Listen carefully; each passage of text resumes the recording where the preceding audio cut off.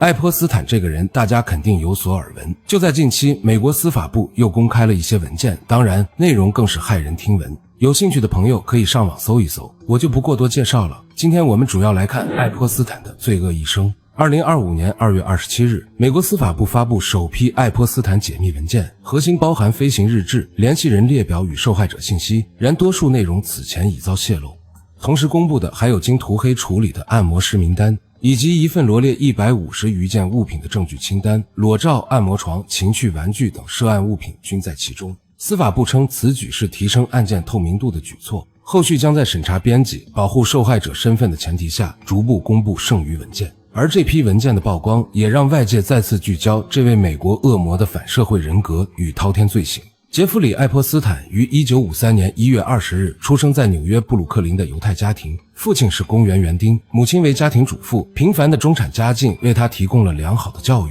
他就讀於布魯克林拉斐特高中時，便以數學和科學天賦聞名。1969年優異畢業後，進入曼哈頓庫珀聯盟學院攻讀物理學。1971年輟學，轉至紐約大學科朗數學科學研究所繼續研習數學，最終仍未取得學位。但扎實的學術背景為其後續發展埋下伏筆。1974年，21歲的愛潑斯坦憑借自信與魅力，在缺乏正式資質的情況下，入職曼哈頓知名私立名校道爾頓學校，擔任數學和物理教師。該校學生多來自富豪家庭。不料1976年，他因不明原因的行為不當被解雇，這成為其人生首個污點，也讓他迅速轉身投入金融行業。同年，愛潑斯坦加入貝爾斯登投資銀行，從初級助理做起，憑借數學天賦與出色的社交能力嶄露頭角。1980年便晉升為有限合夥人，卻在1981年突然離職，原因至今成謎。外界猜測其或捲入內部糾紛與違規操作，卻無確鑿證據。1986年，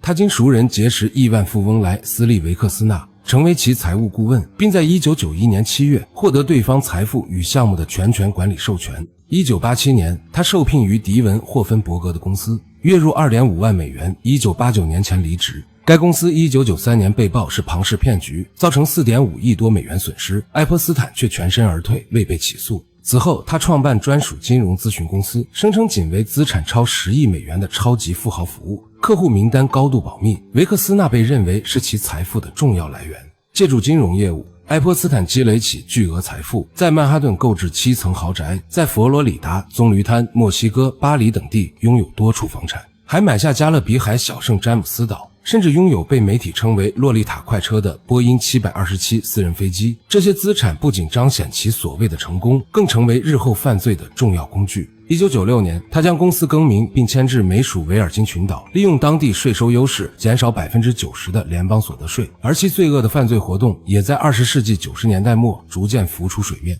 2005年，佛羅里達棕櫚灘警方接到家長報案，稱愛潑斯坦性侵其14歲女兒。調查隨即展開，警方發現他涉嫌以數百美元報酬為誘餌，招募年輕女性擔任按摩師並實施性侵。這些女性多來自貧困家庭，且多人未滿18歲。其助手吉斯萊恩·馬克斯維爾在其中扮演關鍵角色，負責尋找並誘騙受害者前往愛潑斯坦的豪宅。2006年 FBI 介入調查，確認至少36名受害者，年齡最小的僅14歲。愛潑斯坦的犯罪模式令人髮指，他利用金錢與權力，以工作、教育機會為誘餌，將年輕女性捲入性交易網絡，還逼迫受害者招募其他女孩，形成金字塔式的犯罪結構。其私人島嶼與各處豪宅成為主要犯罪地點，受害者不僅在此遭受性虐待，還時常被強迫為他的權貴朋友提供服務。2008年，歷經2年調查，愛潑斯坦與佛羅里達聯邦檢察官達成極具爭議的認罪協議，僅承認一項未成年人賣淫罪名，被判18個月監禁，實際卻僅服刑13個月，還享有每日離獄12小時到辦公室工作的特殊待遇。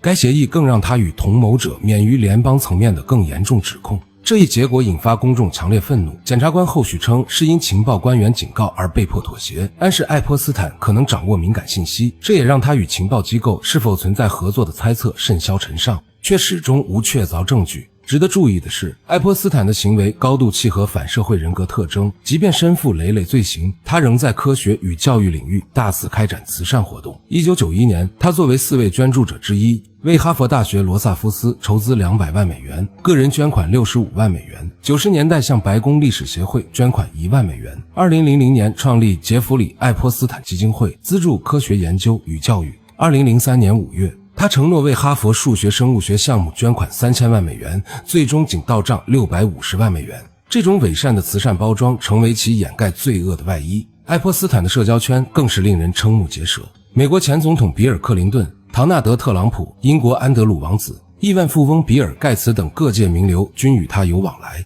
洛麗塔快車的飛行日誌顯示，克林頓曾在2001至2003年間多次搭乘該飛機前往小聖詹姆斯島。2025年公開的文件中，其黑皮書記錄了數百名政客、商界領袖、學術界人士的聯繫方式。馬斯克、美國商務部長盧特尼克等權貴的名字也赫然在列。部分文件還曝光安德魯王子蹲伏在女子身旁的爭議照片，馬斯克曾協商登島事宜等細節。儘管這些文件未直接指控名流涉案，但克林頓、特朗普均火速否認。特朗普更是聲稱與愛潑斯坦絕交15年，安德魯王子則因與受害者弗吉尼亞·朱弗雷的合影深陷质疑。最終在2022年與對方達成和解。2019年7月6日，愛潑斯坦在紐約肯尼迪機場被捕，被控在2002至2005年間於曼哈頓與棕櫚灘的豪宅中性交易及性虐待未成年人。檢察官指控其誘騙數十名未成年女性，他也被拒絕保釋，面臨最高45年監禁。多名女性當庭詳細描述了被其虐待的經歷。FBI 後續報告確認，34名符合賠償條件的未成年人，這一數字後增至40人，細節均得到證實。而早在2018年，邁阿密先驅報的曝光便已確認其80名受害者。調查人員找到約60人作證，其中包括從法國飛來為其慶生、遭虐待後返程的12歲3胞胎。其受害者更是從巴西、南美、前蘇聯國家及歐洲等多地招募，部分是通過讓盧克·布魯內爾的模特經紀公司誘騙而來。眼看這名惡魔即將受到法律的嚴懲，2019年8月10日，愛潑斯坦卻在曼哈頓懲教中心被發現死亡，官方認定為上吊自殺，但其死亡卻引發無數陰謀論。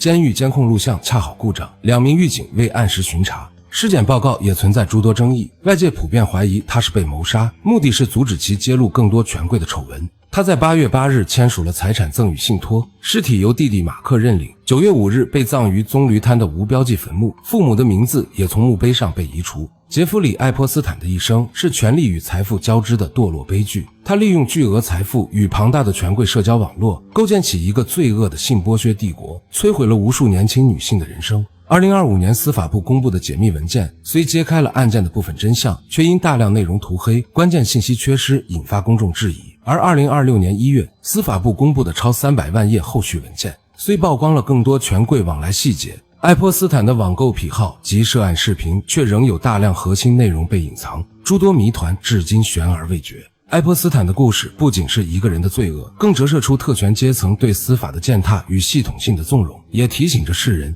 正義的實現從來不是一蹴而就，而是需要持久的努力，而權力的濫用終將帶來毀滅性的後果。